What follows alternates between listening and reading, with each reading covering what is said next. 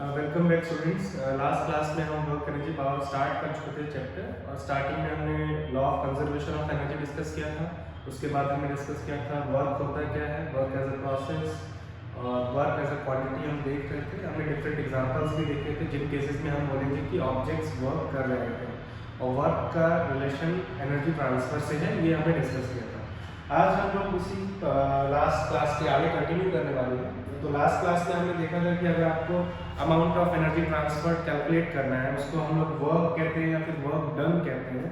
मतलब अगर आपको वर्क डन फाइंड करना है तो ये तीन चीज़ें पता होनी चाहिए, जिसमें पहला जो है फोर्स है, दूसरा ऑब्जेक्ट का डिस्प्लेसमेंट, जब तक वो फोर्स अप्लाई किया गया उस पूरे ड्यूरेशन में ऑब्जेक्ट का डिस्प्लेसमेंट कितना रहा, और साथ साथ जो है angle between the force and displacement.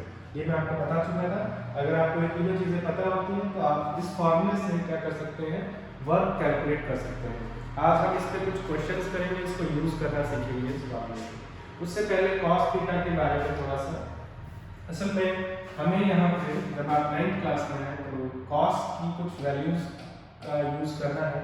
Cos एक ट्रिग्नोमेट्रिक रेशियो होता है, इसका आपको आइडिया होगा। तो जैसे कि अगर थीटा यहाँ पे क्या है, एंगल है। बेसिकली कॉस में, कॉस एक कह सकते हैं मैथमेटिकल फंक्शन है जिसमें आप थीटा का वैल्यू पुट करते हैं, एंगल का वैल्यू पुट करते हैं, और ये आपको फाइनली एक वैल्यू देता है। तो जैसे अगर एंगल 0 डिग्री है तो आपको एक पर्टिकुलर वैल्यू मिलेगा। 10 डिग्री अगर यहाँ रखते हैं तो cos 10 का कुछ एक पर्टिकुलर वैल्यू होगा, cos 20 का एक पर्टिकुलर वैल्यू होगा, cos 30 का एक पर्टिकुलर वैल्यू होगा, 60, 70, 80 फॉर एवरी एंगल cos का कुछ वैल्यू होता है, और वो वैल्यू ही एक तरह से डिटरमाइन करता है कि वर्क कितना होगा in addition to force and displacement. तो ये वैल्यू कैसे फाइंड करेंगे, एक्चुअल में आपको फाइंड करने की जरूरत नहीं है। आपको कॉस की वैल्यू फॉर सम एंगल्स याद रखनी है बस। 9th क्लास में जब तक आप हैं, कॉस की वैल्यू फॉर सम एंगल्स आपको ध्यान रखनी है। उन्हीं एंगल्स में से कुछ केसेस आपको इस पर्टिकुलर चैप्टर में यूज करने होंगे। तो वो कुछ वैल्यूज जो है वो मैं आपको बता दे रहा हूँ। उनमें से मेनली कौन कौन सी आपको याद रखनी है स्कूल लेवल के लिए, वो भी मैं आपको बता दे रहा हूँ, और वो हम जल्दी से देख लेते हैं। तो सबसे पहले अगर थीटा का वैल्यू 0 डिग्री होता है, that means cos of 0 degree, इसका वैल्यू जो होगा कॉस ऑफ 0 डिग्री का वैल्यू 1 होता है। ये आपको डायरेक्ट याद रखना पड़ेगा, मेमोराइज करना पड़ेगा, क्योंकि आप इसको यूज करने वाले हैं। और उसके बाद जो स्पेशल एंगल्स हैं, दूसरा जो एंगल है cos of 30 degree. cos of 30 degree का वैल्यू थोड़ा सा देखने में अजीब सा लगता है, √3/2 होता है, तो √3/2। उसके बाद cos ऑफ 45 डिग्री, एक और एंगल है जिसका आपको ध्यान रखना होगा, वो होता है 1/√2, 1/√2। cos of 60 degree, cos of 60 degree will be 1/2। And finally जो दो और है, cos of 90 degree is 0, cos of 90 degree is 0, and cos of 180 degree, cos of 180 degree is -1, cos of 180 degree is -1। तो आपको ये जो है वो वैल्यूज जो कि याद रखनी पड़ेगी, ये सारी वैल्यूज जो आपको याद रखनी है, एक तरह से मेमोराइज करनी है, क्योंकि इनको आपको सिर्फ डायरेक्टली यूज करना है। हो सकता है आप में से कुछ लोगों को ये ना पता हो कि cos एग्जैक्टली क्या होता है, तो वो आप मैथ्स में पढ़ेंगे। एक्चुअल में अगर आप स्कूल सिलेबस से पढ़ चल रहे हो, आप 10th क्लास में उसको पढ़ेंगे, ट्रिग्नोमेट्रिक रेशियोज इसको हम बोलते हैं। बट इस चैप्टर के पर्पज से हम ज़्यादा डिटेल में नहीं जा रहे कि cos एग्जैक्टली क्या है। तो आप इसको ऐसे ध्यान रखेंगे कि आपको बस फोर्स और डिस्प्लेसमेंट के बीच का अगर एंगल पता चल जाए, और वो एंगल हम जब 9th क्लास में है तो वो इनमें से कोई एक एंगल ही होगा जो आपको सॉल्व करना होगा। तो आपको क्या करना होगा, अगर वो एंगल 0 डिग्री है तो आप यहाँ cos 0 लिखेंगे और उसका वैल्यू आपको वहां से यूज करना है। अगर वो एंगल 45 डिग्री होता है तो आप क्या करेंगे, यहाँ पे 0 की जगह 45 लिखेंगे और cos 45 का वैल्यू 1/√2 होता है। तो इसका मैं एक बार आपको यूज करके बता देता हूँ, देखते हैं। जैसे सपोज हमारे पास यहाँ पे एक ब्लॉक है, इस तरीके से रखा हुआ है, और इस पे सपोज किसी पर्सन ने कहीं से एक फोर्स लगाया है इस ब्लॉक पे, जो कि कुछ इस तरीके से लगा है, इस डायरेक्शन में, और जो ब्लॉक है वो कुछ इस तरीके से मूव कर रहा है, इस तरीके से। सपोज ये टेबल पे रखा हुआ है किसी सरफेस पे, और ये इस लाइन के अराउंड मूव कर रहा है। थोड़ा आपको समझ में आएगा अगर मैं टेबल को भी रिप्रेजेंट दिखा देता हूँ। ये रहा हमारा टेबल, ये यहाँ पे टेबल होगा जिस पे ब्लॉक जो है वो रखा हुआ है, जो कि इस लाइन के अराउंड मूव करेगा। तो इस लाइन के अलावा मूव करने पे इस ब्लॉक का जो डिस्प्लेसमेंट हुआ है let's say it is 10 metre, simple value रखते हैं कैलकुलेशन के लिए। और जो फोर्स इस पे अप्लाई किया गया है वो सपोज 100 न्यूटन है, ये 100 न्यूटन फोर्स है।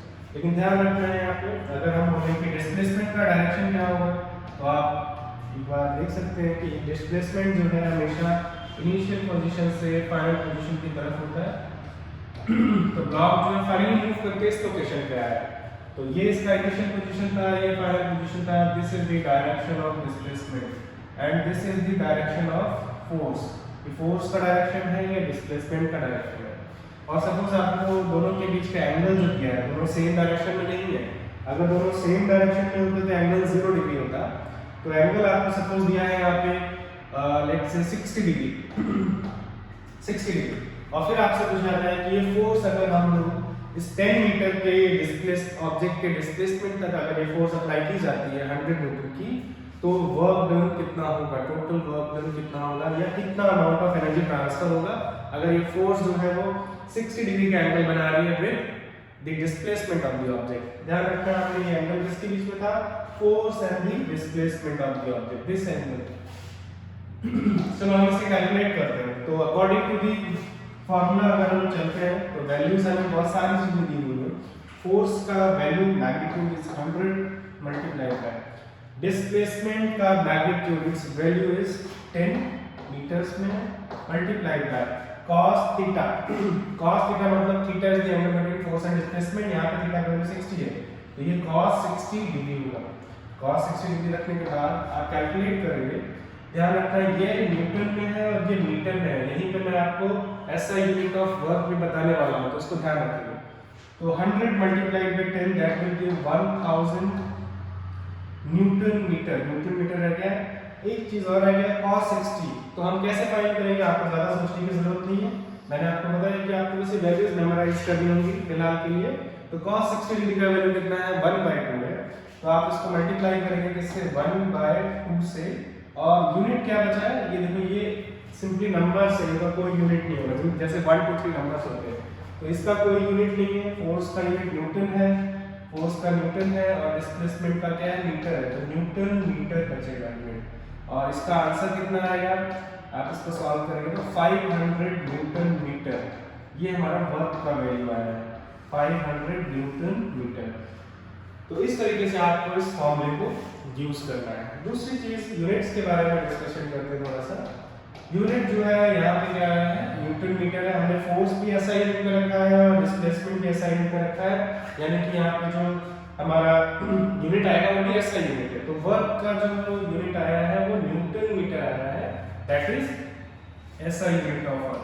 तो ऐसा यूनिट ऑफ वर्क और work done is newton metre. But ध्यान रखेंगे न्यूटन मीटर को ही हम लोग अलग से एक नेम दे देते हैं, जो कुछ लोगों को आप से पता भी होगा। न्यूटन मीटर को हम लोग शॉर्ट में बोलते हैं जूल। एक नया यूनिट बना दिया इसको हमने, इस ग्रुप को, यूनिट के इस ग्रुप को जूल बोलते हैं। ध्यान रखना कैपिटल जे से नोट करेंगे, तो सिंबल क्या है कैपिटल जे, क्योंकि ये जूल के नेम पे है, साइंटिस्ट के नेम पे तो नेम सिंबल तो कैपिटल जे होगा। तो आप ये भी बोल सकते हैं कि SI unit of work is joule, दोनों करेक्ट है। SI unit of newton meter, SI unit of work is newton meter and SI unit of work is joule, दोनों ही करेक्ट है, ध्यान रखेंगे। तो ये हो गया यूनिट्स के बारे में। दूसरा एक इंपॉर्टेंट पॉइंट और, वर्क बेसिकली क्या है कि एनर्जी जो है ट्रांसफर हो रही है। तो बेसिकली वर्क जो है एनर्जी से ही रिलेटेड है। एनर्जी का है, एनर्जी जो कि एक ऑब्जेक्ट से दूसरे ऑब्जेक्ट में ट्रांसफर हो रही है उसको हम लोग क्या बोलते हैं कि वर्क ट्रांसफर हो रहा है, ठीक है। तो यानी कि यहाँ पर वर्क बेसिकली एनर्जी ही है।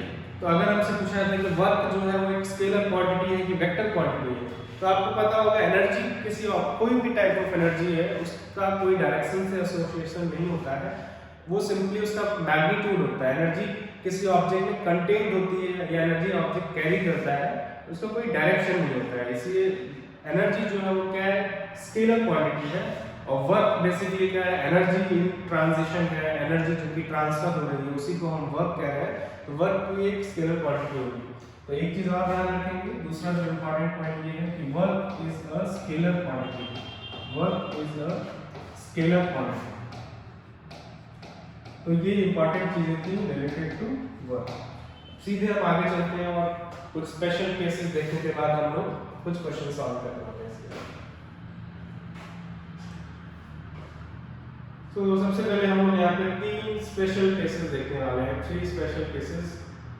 और ये स्पेशल केसेस किससे रिलेटेड है?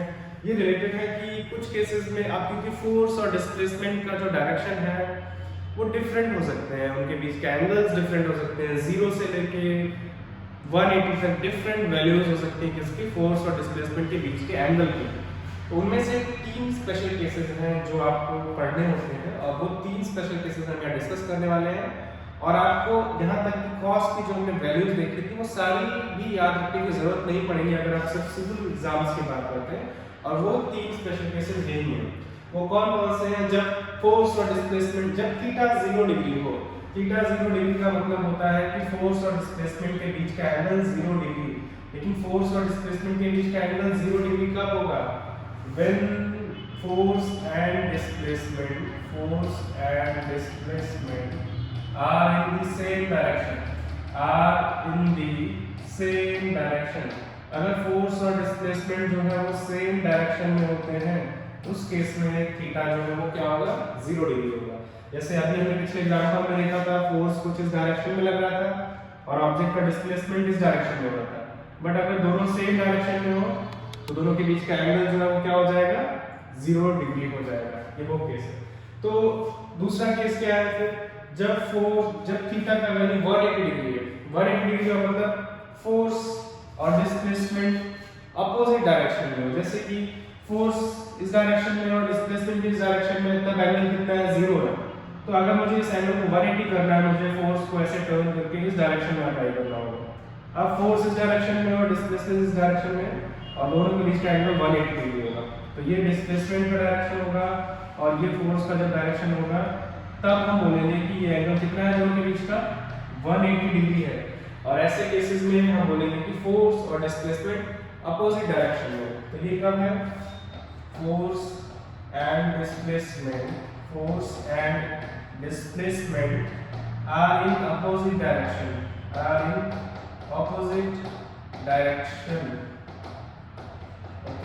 और इनके एग्जांपल्स हम देखेंगे ऐसा कब होगा।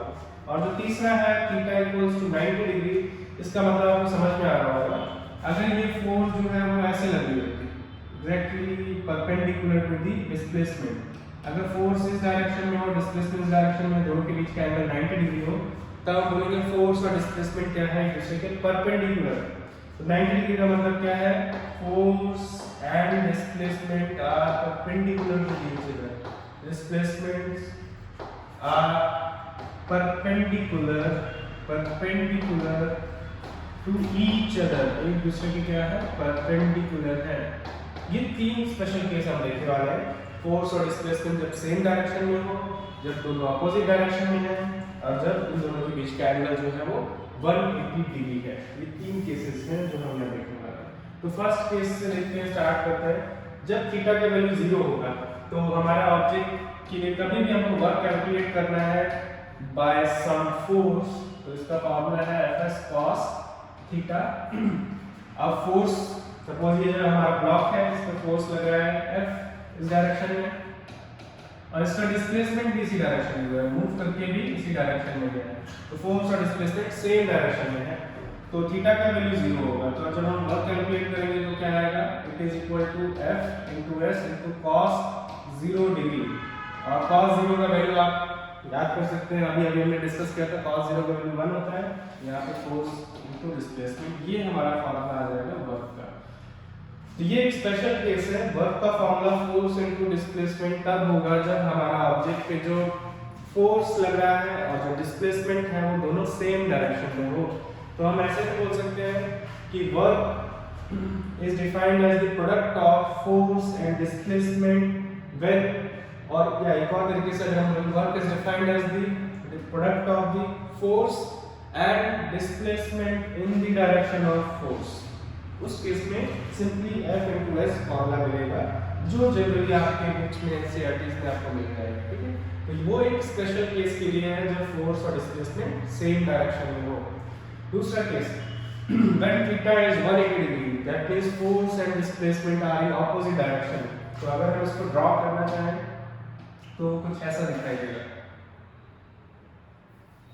फोर्स इस डायरेक्शन में लग रहा है और ऑब्जेक्ट जो है मूव किया है इस डायरेक्शन में, राइट डायरेक्शन में। तो दोनों के बीच का एंगल जो है कितना है, 180 डिग्री है। दोनों के बीच का एंगल 180 डिग्री है। अगर दोनों के बीच का एंगल 180 डिग्री होता तो फोर्स और डिस्प्लेसमेंट जो है हम कहेंगे अपोजिट डायरेक्शन में। अगर ये अपोजिट डायरेक्शन में है, देखते हैं वर्क का कैलकुलेशन करने से क्या आता है। Work is equal to Fs cos theta, ये हमारे पास रिलेशन है, वैल्यूज पुट करते हैं। Fs cos 180 डिग्री, थीटा का वैल्यू 180 है और मैंने आपको अभी अभी बताया कि cos 180 डिग्री का वैल्यू -1 होता है, तो इसलिए यहाँ पे आंसर क्या है -Fs। तो इस केस में वर्क का वैल्यू जो है -Fs आएगा। ध्यान रखना यहाँ पे f का वैल्यू और s का वैल्यू रखना, वहाँ साइन ही रखना। ये साइन कहाँ से आ रहा है, cos 180 डिग्री, यहाँ से आ रहा है साइन। तो इस केस में वर्क डन जो है वो क्या होगा, नेगेटिव होगा। लेकिन इसका मीनिंग क्या है थोड़ी देर में आता है उसमें, फिलहाल ध्यान रखें कि अगर फोर्स और डिस्प्लेसमेंट अपोजिट डायरेक्शन में होते हैं तो नेगेटिव वर्क आएगा। अगर फोर्स और डिस्प्लेसमेंट सेम डायरेक्शन में होते हैं तो इसको हम बोल सकते हैं पॉजिटिव वर्क आया है, यहाँ पे पॉजिटिव वर्क आया है और यहाँ पे नेगेटिव वर्क आया है। वर्क नेगेटिव भी हो सकता है और इसका मीनिंग क्या है हम डिस्कस कर रहे हैं। लास्ट पार्ट डिस्कस करते हैं। अगर फोर्स और डिस्प्लेसमेंट के बीच का एंगल जो है वो 180 ना होकर 90 डिग्री होता है, मतलब कि फोर्स ऐसे और फोर्स इस तरीके से लग रहा है और डिस्प्लेसमेंट ऐसे हो रहा है, इस केस में एंगल जो है वो 90 डिग्री होगा। या ये कह सकते हैं जो ऑब्जेक्ट का डायरेक्शन ऑफ मोशन है और फोर्स उसके बीच में जो एंगल है वो कितना है, 90 डिग्री है। तो अगर हम उस केस में निकालना चाहें वर्क डन कितना होगा, तो ऐसे केसेस में वर्क डन जो है वो आएगा force into displacement into cos theta, और थीटा का वैल्यू 90 पुट करने वाले हैं, that is Fs cos 90 degree. cos 90 degree का वैल्यू अभी हमने लिखा था वो 0 होता है, तो इसका मतलब वर्क डन इस केस में क्या आएगा, 0 आएगा। No work has been done in this case. That means अगर फोर्स जो है वो आप कोई भी फोर्स जिसका हम वर्क कैलकुलेट कर रहे हैं वो फोर्स अगर ऑब्जेक्ट के डिस्प्लेसमेंट या डायरेक्शन ऑफ मोशन के परपेंडिकुलर रहता है हमेशा, तो वर्क डन जो है वो 0 आता है। इसका मतलब ये है कि ये फोर्स जो है इस ऑब्जेक्ट में कोई एनर्जी ट्रांसफर नहीं कर रहा है, इसका ये मतलब है। अगर वर्क डन 0 आया है तो इसका मतलब क्या है, no energy has been transferred, no energy has been transferred by the applied force। तो वो जो फोर्स अप्लाई की गई है उसकी वजह से कोई एनर्जी ट्रांसफर नहीं हुआ। तो ये बहुत स्पेशल केस है जब फोर्स और डिस्प्लेसमेंट एक दूसरे के परपेंडिकुलर होंगे तो वर्क डन जो उस फोर्स का है वो 0 हो जाता है, ये ध्यान रखिए। आगे चलते हैं। अच्छा, इसके एग्जांपल्स देखते हैं। सबसे पहला केस जब फोर्स और डिस्प्लेसमेंट सेम डायरेक्शन में, तो फोर्स और डिस्प्लेसमेंट सेम डायरेक्शन में कब होते हैं, बहुत सिंपल है, जब आप किसी ऑब्जेक्ट को अपनी तरफ पुल कर रहे हैं जो पहले से रेस्ट में रखा हुआ था, या आप उसको पुश कर रहे हैं, या हमने एक एग्जांपल यहाँ पर भी दिखा था, वो पर्सन जो ट्रॉली को पुश कर रहा था, कार्ट को पुश कर रहा था। और इसके अलावा व्हीकल्स में जो इंजन्स हैं एक तरीके से वो पुश करते हैं व्हीकल्स को फॉरवर्ड डायरेक्शन में। ऐसे केसेस में जब फोर्स और डिस्प्लेसमेंट सेम डायरेक्शन में होगा, अगर आप किसी ऑब्जेक्ट जो रेस्ट में रखा हुआ उसको पुश करते जा रहे हैं और उसका डायरेक्शन, डिस्प्लेसमेंट और फोर्स दोनों सेम है, उस केस में उसकी काइनेटिक एनर्जी इंक्रीज करती है, उस केस में एनर्जी इंक्रीज करती है, आप देखेंगे वो फास्टर मूव करता जाएगा। और इसी केस को हम बोलते हैं पॉजिटिव वर्क। पॉजिटिव वर्क का मतलब ये है कि ऑब्जेक्ट की एनर्जी इंक्रीज करेगी फोर्स की वजह से, जो आपने फोर्स अप्लाई किया है उसके थ्रू ऑब्जेक्ट की एनर्जी जो है वो इंक्रीज करती जा रही है। दूसरा केस क्या है, अच्छा इसका एक एग्जांपल और होगा, जैसे कि अगर मैं एक ऑब्जेक्ट लेता हूँ उसको हाइट से सिंपली ड्रॉप करता हूँ, तो आपको पता है कि उस ऑब्जेक्ट पे डाउनवर्ड्स ग्रेविटेशनल फोर्स लग रहा है और ऑब्जेक्ट भी डाउनवर्ड डायरेक्शन में मूव करेगा। तो आप फाइंड करेंगे कि ऑब्जेक्ट जब डाउनवर्ड डायरेक्शन में मूव कर रहा होगा उसकी स्पीड बढ़ती जाएगी, क्योंकि यहाँ पे फोर्स और डिस्प्लेसमेंट सेम डायरेक्शन में है, मतलब हमारा वर्क डन जो है वो पॉजिटिव आएगा। उस केस में पॉजिटिव वर्क के केस में ऑब्जेक्ट की स्पीड जो है वो इंक्रीज करेगी, एनर्जी इंक्रीज करती जाएगी पॉजिटिव वर्क के केस में।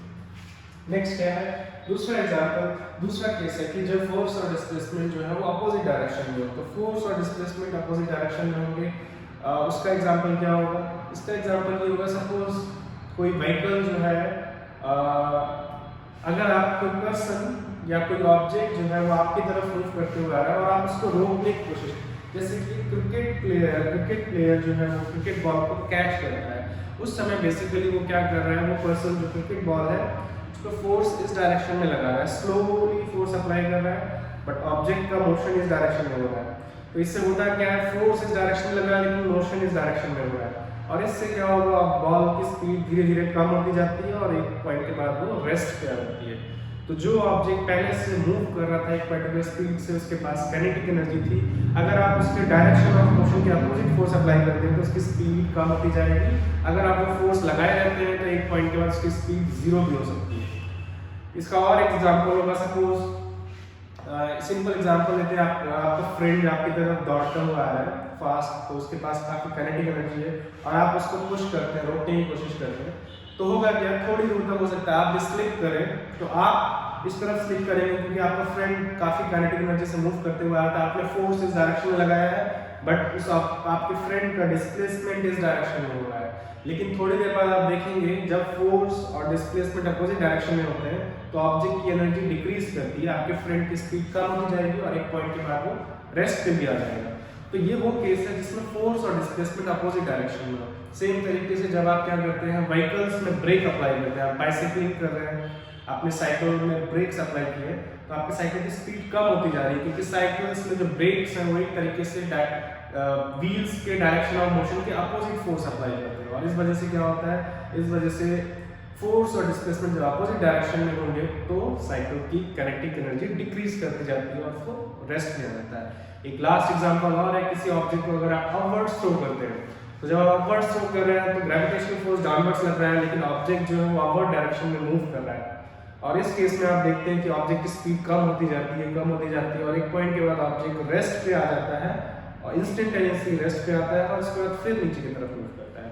तो जब फोर्स और डिस्प्लेसमेंट अपोजिट डायरेक्शन में होते हैं तो ऑब्जेक्ट की एनर्जी डिक्रीज करती है, और इसी को हम लोग नेगेटिव वर्क बोलते हैं। जो हमने यहाँ पे जो माइनस है वो यही रिप्रेजेंट कर रहा है कि यहाँ पे ऑब्जेक्ट की एनर्जी जो है वो डिक्रीज करेगी अगर फोर्स और डिस्प्लेसमेंट जो है वो अपोजिट डायरेक्शन में होते हैं, तो इसका ये इंपॉर्टेंस है। जो तीसरा केस है, इस केस का एग्जांपल जो है एक्चुअल में यूनिफॉर्म सर्कुलर मोशन से हम रिलेट कर सकते हैं, तो मैं ये आपको सजेस्ट करूंगा आप चेक करें कि कैसे यूनिफॉर्म सर्कुलर मोशन में ये एप्लीकेबल है। इसको आप ट्राई करेंगे क्योंकि आपने थोड़ा सा उसके बारे में पढ़ा है, उसका छोटा शॉर्ट इंट्रोडक्शन पहले से पढ़ा हुआ है, आप इसको गेस करने की कोशिश करना।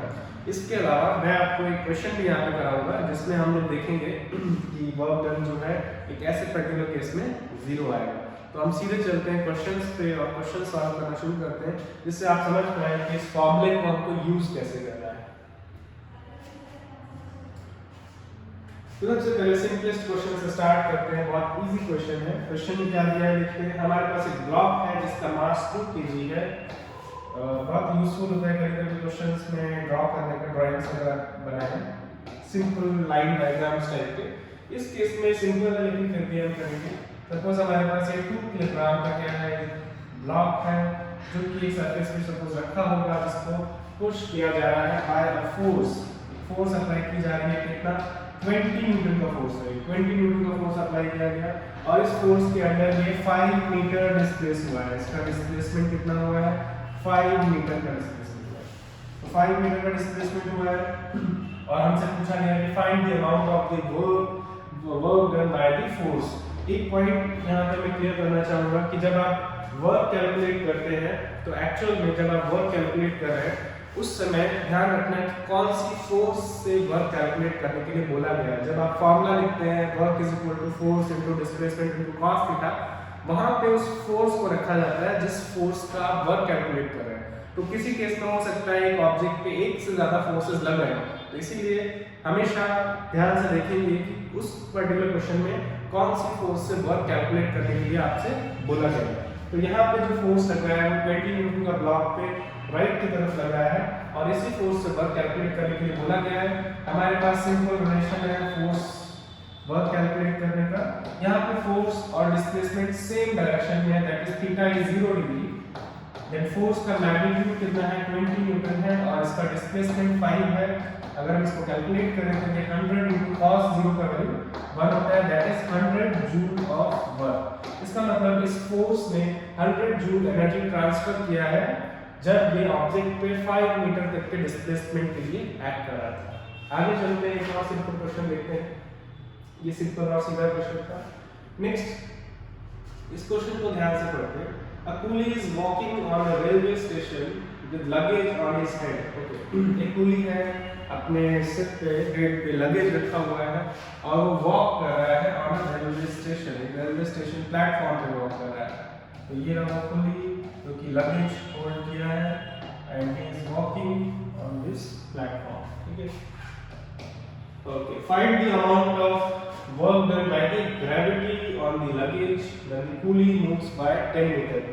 पुली जो है 10 मीटर मूव किया है, सपोज वो यहाँ पहुँच गया है अभी और लगेज अभी ऊपर है। अगर पुली 10 मीटर मूव किया है, अगर ये डिस्टेंस 10 मीटर है तो लगेज भी 10 मीटर ही मूव किया है या लगेज का डिस्प्लेसमेंट भी 10 मीटर का हुआ है।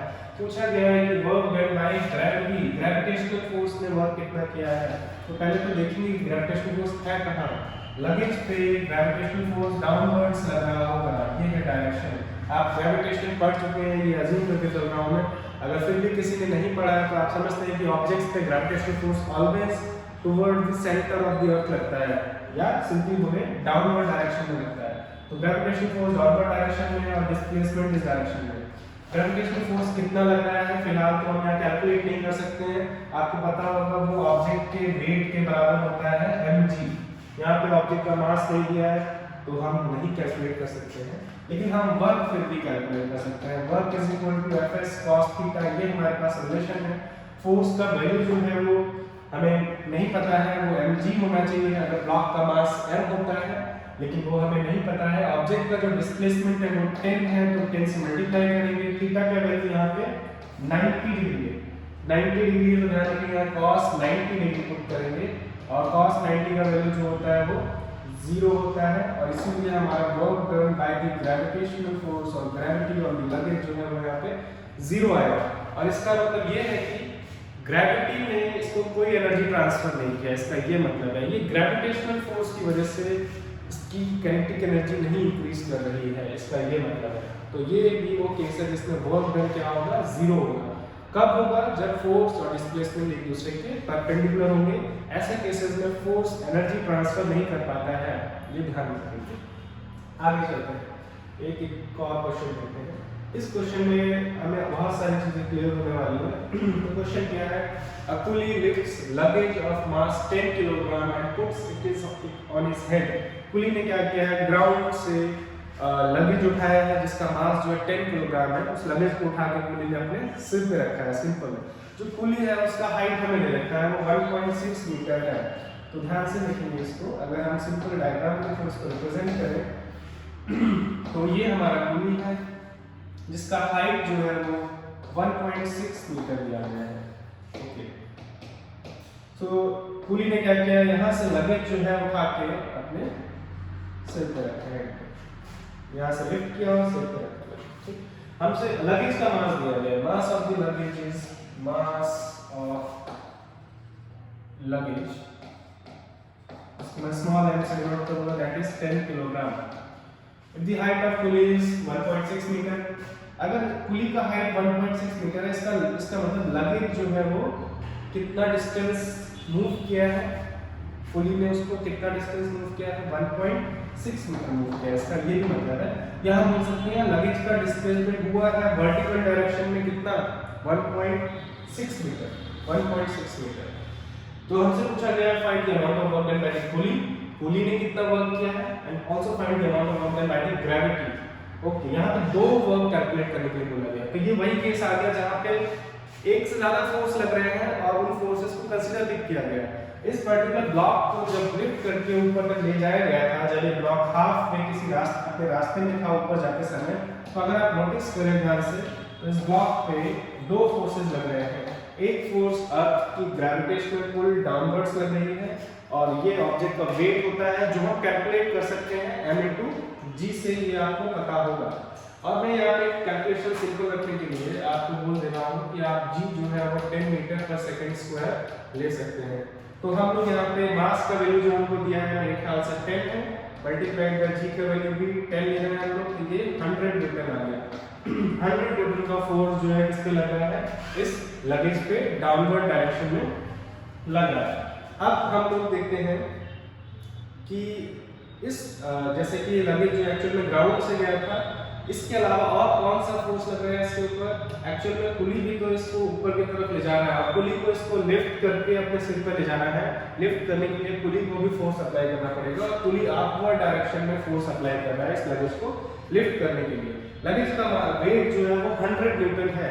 तो अगर पुली को इसको लिफ्ट करना है तो मिनिमम फोर्स कितना लगाना पड़ेगा, मिनिमम फोर्स जो होगा वो 100 से थोड़ा सा ज्यादा होना चाहिए, अदरवाइज लगेज लिफ्ट नहीं होगा। अगर ये 101 न्यूटन होता है तो लगेज ऊपर जाएगा, अगर ये 100.1 न्यूटन होता है तो भी लगेज ऊपर जाएगा, अगर ये 100.01 न्यूटन होता है तो भी लगेज ऊपर जाएगा, क्योंकि 100.01 इज ग्रेटर देन 100। 100.001 भी होता है तो भी लगेज अपवर्ड डायरेक्शन में जाएगा। इस क्वेश्चन में ये बताया ही नहीं है कि पुली ने फोर्स कितना अप्लाई किया है। तो हम ये मान के चलते हैं ऐसे केसेस में जहां पे कोई पर्सन किसी ऑब्जेक्ट को लिफ्ट कर रहा है और वहां पे फोर्स कितना अप्लाई किया गया उस ऑब्जेक्ट को लिफ्ट करने के लिए अगर नहीं दिया गया आपको, तो हम ये मान के चलते हैं कि जो फोर्स अप्लाई किया गया वो मिनिमम रिक्वायर्ड फोर्स आप कैलकुलेशन के लिए यूज करेंगे।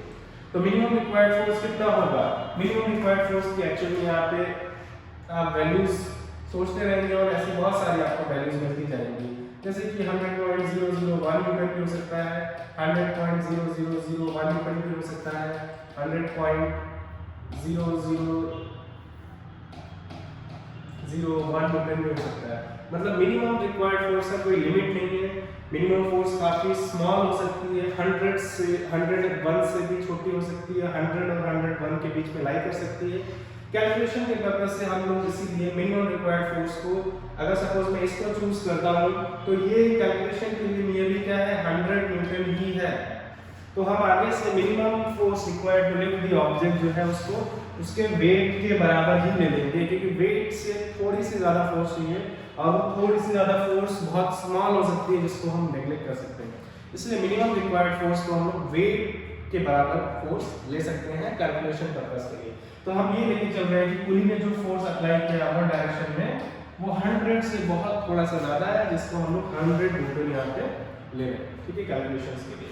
तो अब हमारे पास दोनों सब कुछ क्लियर है। इस ऑब्जेक्ट पे दो फोर्स लग रहे हैं, एक ग्रेविटेशनल फोर्स जो डाउनवर्ड्स लग रहा है 100 न्यूटन और एक फोर्स जो पुली ने अपवर्ड्स अप्लाई किया है लिफ्ट करने के लिए 100 से थोड़ा सा ज्यादा होगा, जिसको हम लोग कैलकुलेशन के लिए 100 न्यूटन ले रहे हैं। इसको हम लोग बोल सकते हैं minimum required force, minimum required force to lift the object, required force to lift the object, to lift the object, ठीक है। तो ये हमें भी पता चल रहा है। अब हमें क्या करना है, हमें कैलकुलेट करना है work done by the pulley, pulley ने कितना वर्क किया है, work done by the gravity, दोनों से देखते हैं कैसे करेंगे। सबसे पहले work done by the pulley करना है। तो work done by the pulley is equal to force applied by the pulley multiplied by displacement of the object and multiplied by cos theta. ध्यान रखना है डिस्प्लेसमेंट एक ही है, सपोज दो forces है बट डिस्प्लेसमेंट ऑब्जेक्ट का एक ही होगा। कितने भी फोर्सेस हो, हंड्रेड्स ऑफ फोर्सेस हो, ऑब्जेक्ट का डिस्प्लेसमेंट एक ही होगा।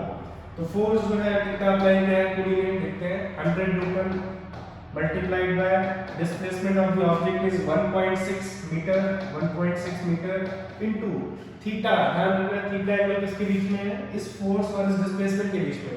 तो पुली ने फोर्स अपवर्ड्स अप्लाई किया था और ऑब्जेक्ट का डिस्प्लेसमेंट भी अपवर्ड्स ही हुआ है, तो इनके बीच का एंगल 0 है।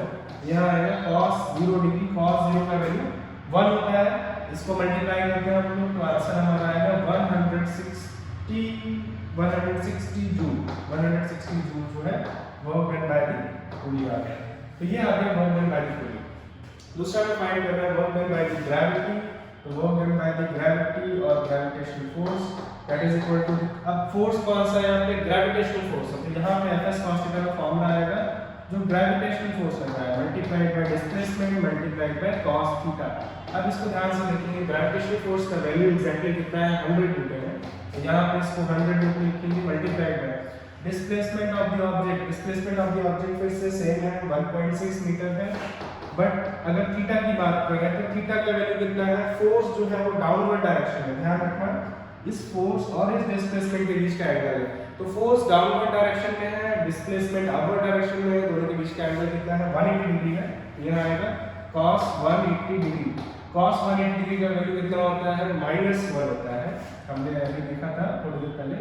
तो ये आंसर आएगा -160 जूल। ये work done by the gravity है, ग्रेविटेशनल फोर्स।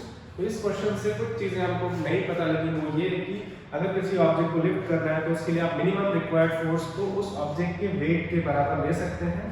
और दूसरी इंपॉर्टेंट चीज कि जब आप वर्क कैलकुलेट करते हैं तो आपको पता होना चाहिए कि आप कौन से फोर्स से वर्क कैलकुलेट कर रहे हैं। डिफरेंट फोर्सेस का डिफरेंट वर्क आ सकता है। यहाँ पे दो वर्क फोर्सेस के लिए वर्क कैलकुलेट करने के लिए बोला गया था, एक तो work done by the coolie, यानी कूली ने कितना फोर्स अप्लाई किया था, और दूसरा work done by the gravitational force. तो इसलिए दोनों केस में फोर्स और डिस्प्लेसमेंट के बीच का एंगल अलग अलग है, इसलिए हमारे आंसर्स डिफरेंट आए।